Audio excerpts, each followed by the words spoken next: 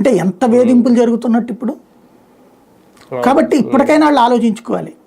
మనం ఏది constitutional ruling చేయాలి, రాజకీయ రూలింగుల్లో ఆ ట్రాప్లో పడద్దు. ఇవాళ ఎవరైతే తప్పు చేస్తున్నారో రాజకీయ నిర్ణయాల కోసం వాళ్ళు రేపు పొద్దున గ్యారంటీ విక్టిమ్స్, నో డౌట్.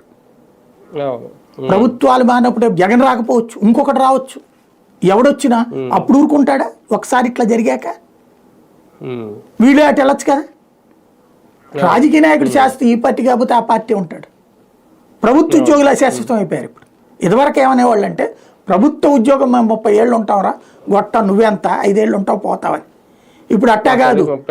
రాజకీయ నాయకుడు ఈ పార్టీలో కాకపోతే ఆ పార్టీలో, ఈ పదవి కాకపోతే ఆ పదవి, ఏదో పదవిలో వాడు మాత్రం 30, 40 ఏళ్ళు, 50 ఏళ్ళు ఉంటున్నాడు. వీళ్ళు మాత్రం జైళ్ళకి కేసుల చుట్టూ, సస్పెన్షన్ల చుట్టూ తిరగడం వీళ్ళపరమై అయిపోతుంది.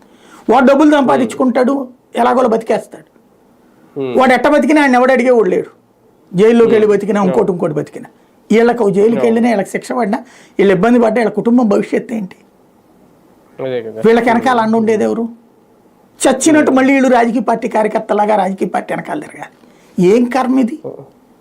రాజకీయ పార్టీలకు కూడా ఇటువంటి సస్పెన్షన్లు రాజకీయం చేయడానికి ఉపయోగపడతాయి ఒకసారి. అంటే ఇప్పుడు సునీల్ కుమార్ విషయంలో వీళ్ళు రేజ్ చేసిన పాయింట్, దళితుడిని ఇలా చేశారు, కక్ష సాధింపే అనేది.